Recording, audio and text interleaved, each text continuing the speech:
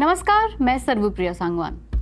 आए दिन स्कैमर्स एक नया तरीका ढूंढ रहे हैं कि कैसे लोगों को ऑनलाइन ठगा जाए, पैसा लूटा जाए। इनका एक नया तरीका मार्केट में आया है, डिजिटल अरेस्ट। तो आज स्पॉटलाइट उसी पर।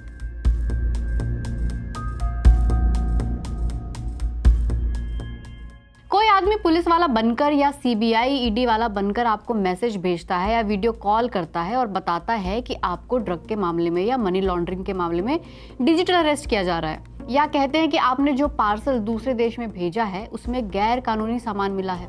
आप मना करेंगे कि आपने तो कुछ भेजा ही नहीं, तो वो कहेंगे कि आपका आधार और फोन नंबर इस पर लगा हुआ है। इसके बाद वो आपको काफी देर व्हाट्सएप वीडियो कॉल या स्काइप कॉल पर बने रहने के लिए कहते हैं, क्योंकि आप अरेस्टेड हैं और आपको जमानत चाहिए तो पैसा भेजिए, या कहेंगे कि पैसा भेजो, केस नहीं बनाएंगे। और वीडियो कॉल पर आपको वर्दी में बैठा पुलिस वाला ही दिख रहा होता है, पुलिस स्टेशन या कोई सरकारी दफ्तर जैसा ही दिख रहा होता है। तो लोग घबरा कर पैसा भेज भी देते हैं और बस गए आपके पैसे। लेकिन ध्यान रखिए, ये एक फ्रॉड है। कानून में कोई डिजिटल अरेस्ट जैसी चीज नहीं होती, कोई आपको ऐसे अरेस्ट नहीं कर सकता। यही नहीं, और भी तरीके हैं इनके पास। अनजान नंबर से आपको वीडियो कॉल आता है, आप 2-3 बार चाहे नहीं भी उठाते, लेकिन फिर तंग होकर उठा ले तो सामने स्क्रीन पर कुछ नहीं है। अचानक कोई महिला बिना कपड़ों के स्क्रीन पर आती है और स्क्रीनशॉट ले लेती है। फिर ब्लैकमेलिंग शुरू होती है कि पैसा दो वरना ये स्क्रीनशॉट सबको भेज देंगे। कई लोगों को ऐसे ईमेल भी आते हैं जो एकदम सरकारी दिखते हैं, स्टैंप लगे होते हैं। लगता है कि सीबीआई ने या किसी सरकारी अथॉरिटी ने उनको नोटिस भेजा है और जांच चलेगी। ये भी फ्रॉड है। इसके अलावा ऐसे लोन ऐप्स चलाए जा रहे हैं जहां आसानी से लोगों को लोन मिल जाता है, लेकिन बाद में उन्हें ब्लैकमेल किया जाता है और कई लोगों की तो जान भी चली गई है इसमें। इस पर एक पूरी डॉक्यूमेंट्री बीबीसी ने बनाई है, जिसका लिंक डिस्क्रिप्शन में दिया गया है। इस साल की शुरुआत में ही सरकार ने आंकड़े बताए थे कि अब तक 31 लाख साइबर क्राइम की शिकायतें लोगों ने दर्ज की हैं। लोकसभा में वित्त राज्य मंत्री पंकज चौधरी ने बताया कि साल 2023-24 में लोगों के लगभग 177 करोड़ रुपए इस तरह के फ्रॉड में लूट लिए गए हैं। ये सारे credit card, debit card, internet banking fraud के जरिए किया गया है। इसके अलावा कई और तरीकों से ऑनलाइन फ्रॉड करके इससे कहीं ज्यादा पैसे लूटे गए हैं।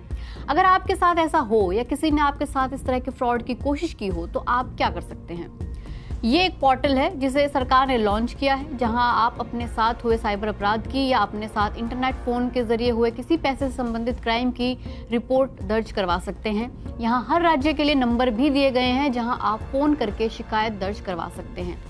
जैसे मैंने हरियाणा के लिए दिए गए फोन पर कॉल किया तो तुरंत फोन मिल भी गया और सामने से कॉल एग्जीक्यूटिव ने बताया कि किसी ने भी आपके साथ पैसे से रिलेटेड कोई फ्रॉड किया है, जैसे आपने कोई ओटीपी दे दिया या कोई लिंक पर क्लिक कर दिया और आपके पैसे चले गए, या किसी ने आपको धमकी देकर पैसे लूट लिए, तो आप अपनी शिकायत यहाँ दर्ज करवा सकते हैं।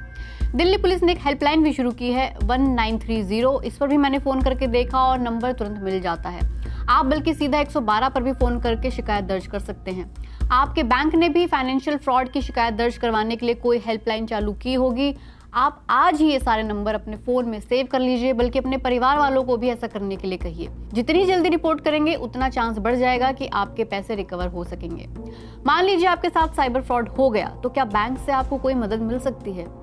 अगर आपने कोई लापरवाही नहीं की है, जैसे कि किसी ने आपका कार्ड ही क्लोन करके पैसे निकाल लिए, तो आप बैंक को 4 से 7 वर्किंग डेज के अंदर रिपोर्ट कर दीजिए कि आपके साथ ऐसा हुआ। आपको ज्यादा से ज्यादा 5,000 से 25,000 तक का नुकसान उठाना पड़ेगा। लेकिन अगर आपने लापरवाही की है, जैसे कि ओटीपी दे दिया और फिर इस गलत ट्रांजैक्शन की जानकारी बैंक को भी नहीं दी, तो सारा नुकसान आपको उठाना पड़ेगा। कस्टमर की जिम्मेदारी है या नहीं, लापरवाही है या नहीं, ये साबित करना बैंक का काम है। लेकिन ये भी सोचिए कि आज के वक्त में ये खतरा किस हद तक बढ़ सकता है। आर्टिफिशियल इंटेलिजेंस, एआई हमारी जिंदगी में आ चुका है।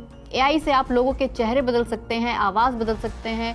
तो कोई एआई से आपकी ही आवाज बनाकर आपके माँ बाप या रिश्तेदारों को ही फोन कर दे और पैसे मांग ले कि आप किसी मुसीबत में फंसे हैं और आपका फोन खो गया है, किसी और नंबर से फोन करके उस पर पैसे भेजने को कहे, तो सोचिए। इन खतरों का फिलहाल कोई अंत नहीं है, इसलिए सरकार को भी एआई को लेकर कानून बनाने की जरूरत है, उसको रेगुलेट करने की जरूरत है।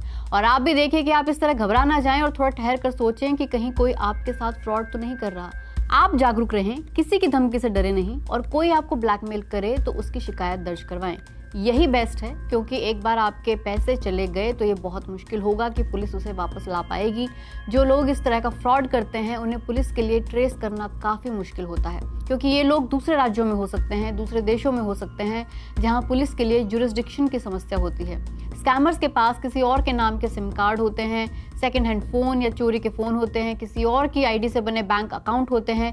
जैसे उन्हें पैसे मिल जाते हैं वे ये सब चीज़ें फेंक देते हैं, डिस्कार्ड कर देते हैं। पुलिस इनके ज़रिए बेकसूर लोगों तक ही पहुंचती है जिनकी आईडी, एड्रेस प्रूफ, फ़ोटो वगैरह चोरी किए गए होते हैं या डुप्लीकेट किए गए होते हैं। इसलिए ये वीडियो ज़्यादा से ज़्यादा लोगों को शेयर करें ताकि वे सावधान रहें और इस तरह के फ्रॉड से बच सकें।